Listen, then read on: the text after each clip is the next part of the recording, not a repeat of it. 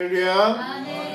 예, 오늘은 잠언 14장 31절 말씀 가지고 가난한 사람을 대하는 것에 대하여 라는 제목으로 설교 말씀 전하도록 하겠습니다. 가난한 사람, 우리가 어떻게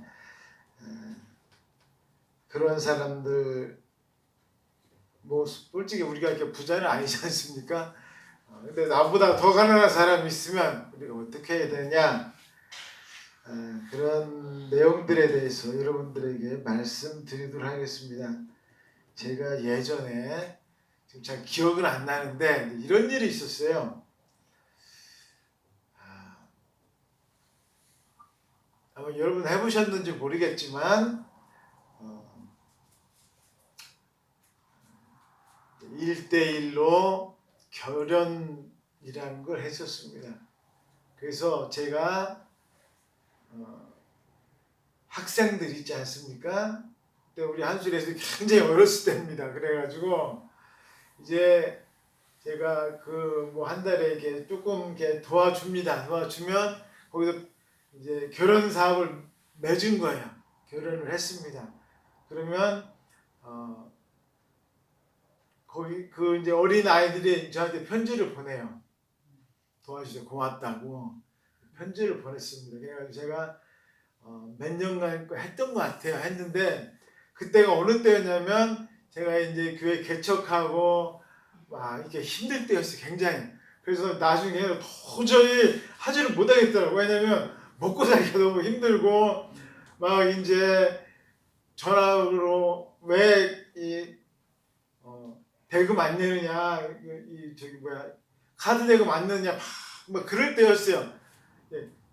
그 전에 이제 이것을 이제 도와줬던 이제 그런 기억이 납니다. 그러니까 이제 도저히 이제 그만해야 되겠다. 제가 전화를 드렸어요. 그분이 단체한테 전화를 드려가지고 죄송한데 이제 더 이상은 못할 것 같네요. 죄송합니다. 제가 이제 예전에 그랬을 때가 이제 있었습니다.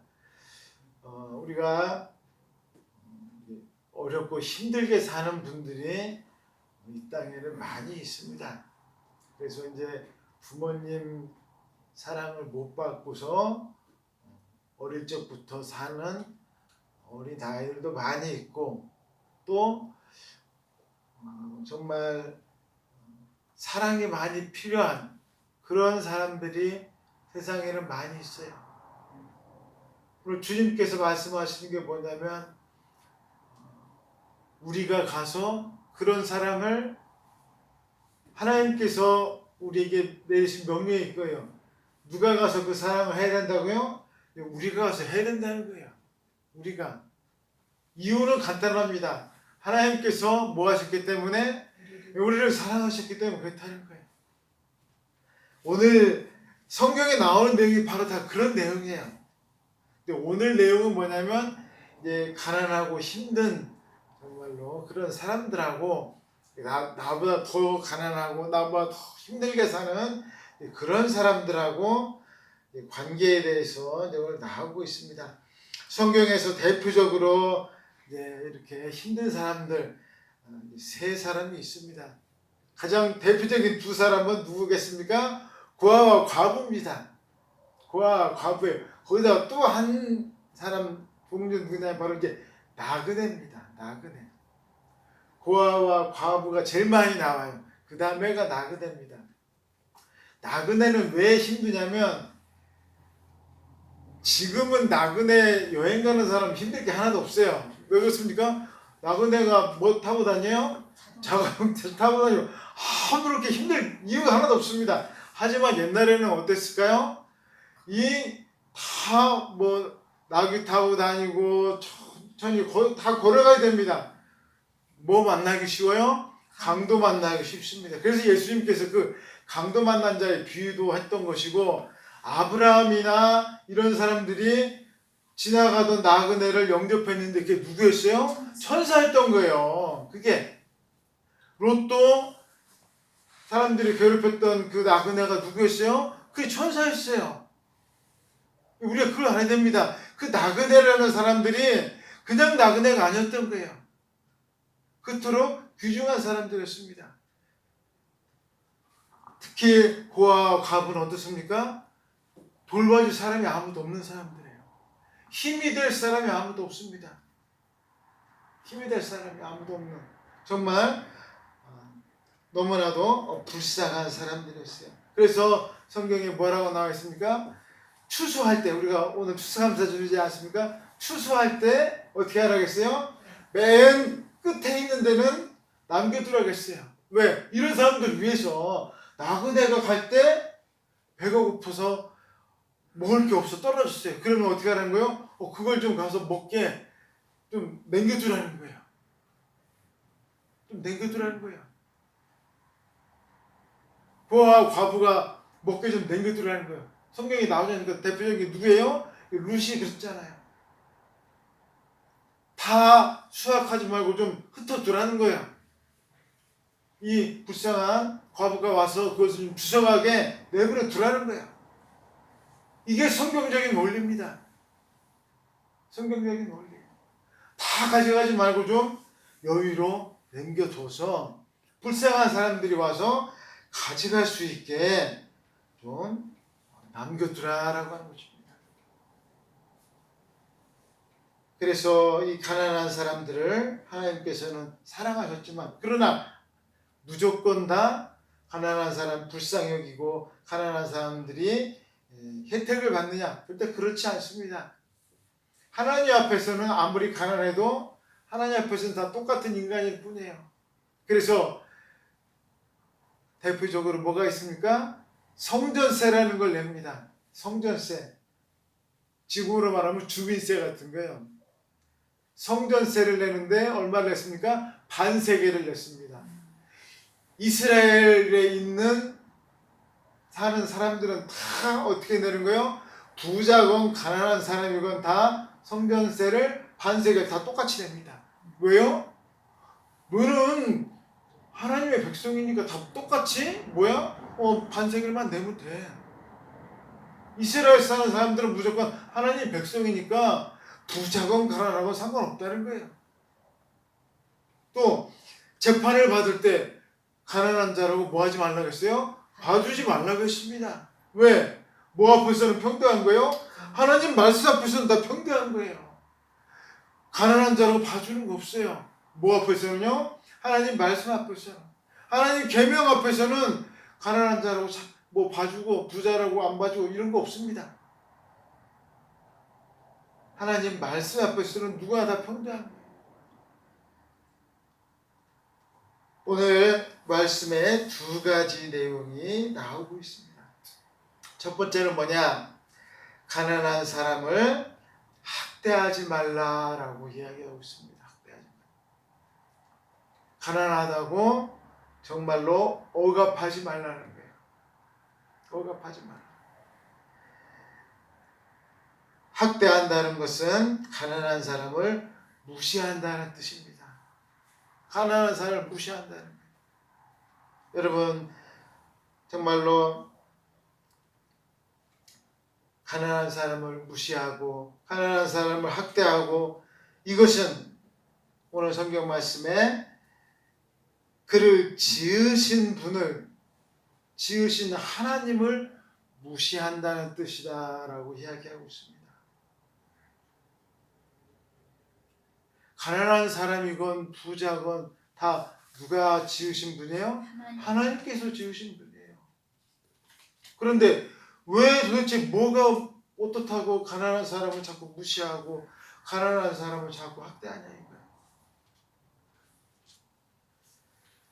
왜 자꾸 가난한 사람들은 무시하고 저렇게 나보다 못났다고 이런 생각을 하는가?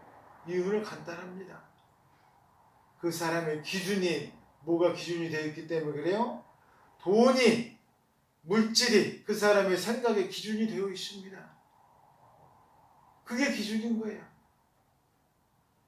하나님이 기준이 아니라 물질이, 돈이 기준인 거예요. 그렇다 보니까 가난한 사람을 하찮게 생각합니다. 우리의 기준은 하나님이어야 되는데 아멘. 우리가 하나님을 정말로 제일 귀중하신 분으로 생각하고 표준으로 삼아야 되는데 그것은 다 아무 소용없고 어떻게 해야 내가 부자가 될까? 어떻게 해야 내가 다른 사람들에게 인기를 얻을까? 매일 이런 생각만 하고 있습니다. 그래서 오늘 성경 말씀에 보시면 가난한 사람을 학대하는 자는 그를 지으신 이를 멸시하는 자요 라고 되어져 있습니다. 하나님을 멸시하는 것과 똑같다는 거예요. 우리가 사람을 미워하고 사람을 정말로 멸시하는 것은 사람을 누가 지으셨어요? 하나님께서 지으셨기 때문에 누구한테 멸시하는 거예요? 하나님을 멸시하는 것과 똑같다는 것입니다. 우리가 사람한테 하는 행동은 마치 우리가 누구한테 하는 행동이라는 거예요? 하나님한테 하는 행동이라는 거예요. 아멘. 우리가 사람한테 잘해야 됩니다. 사람한테 잘해야 돼요. 내가 보기에 별 볼 일 없어 보인다고, 내가 보기에 아우 저 사람 아무것도 아닌 것 같다고 함부로 하면 안 돼요. 아멘. 그 사람도 누가 지으셨다고요? 하나님. 하나님께서 지으셨어요. 그 사람 정말 귀한 영혼입니다. 하나님께서 창조하신 너무나도 귀중한 창조물이신 거예요. 하나님께서 함께 하셨다는 것을 우리가 잊으면 안 됩니다.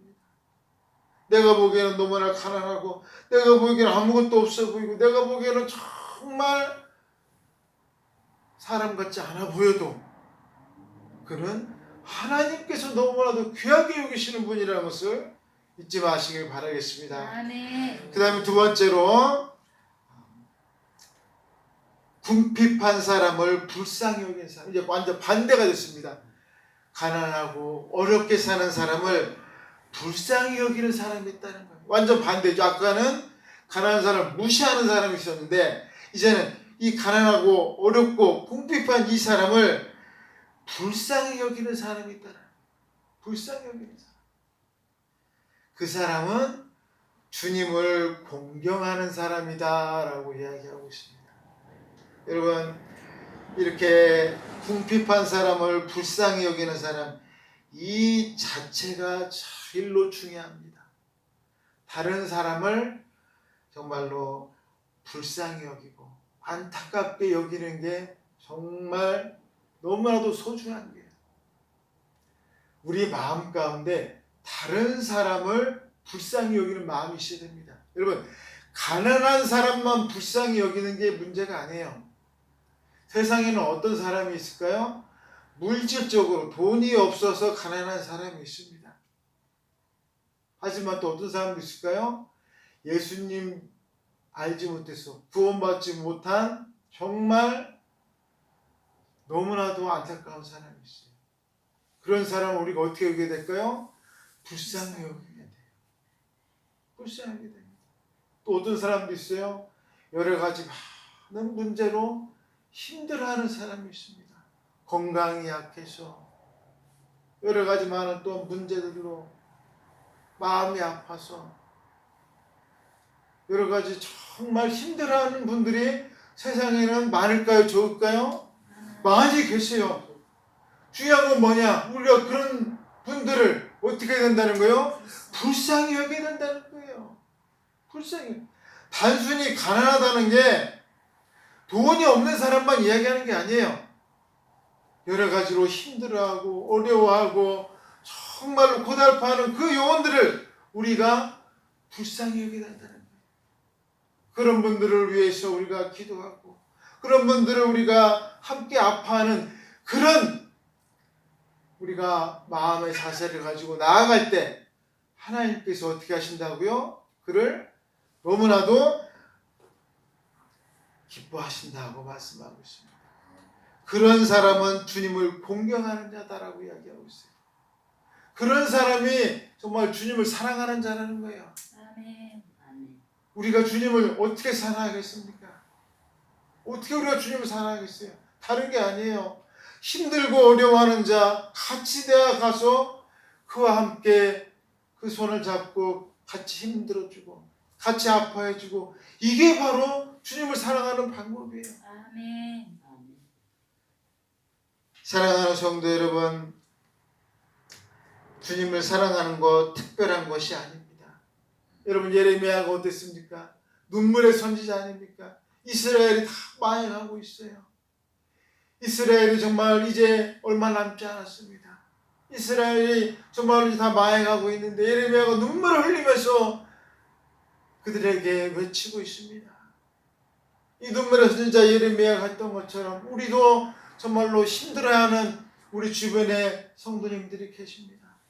그분들을 위해서 여러분들이 같이 기도해 주시고 그분들을 위해서 함께 아파해 주시는 것이 그것이 바로 하나님을 사랑하는 것이고 그것이 바로 여러분들이 축복받는 길이라는 것을 깨달으시기를 주님의 이름으로 축원드리겠습니다. 아멘. 다 같이 기도하겠습니다. 우리 이 시간 기도할 때 우리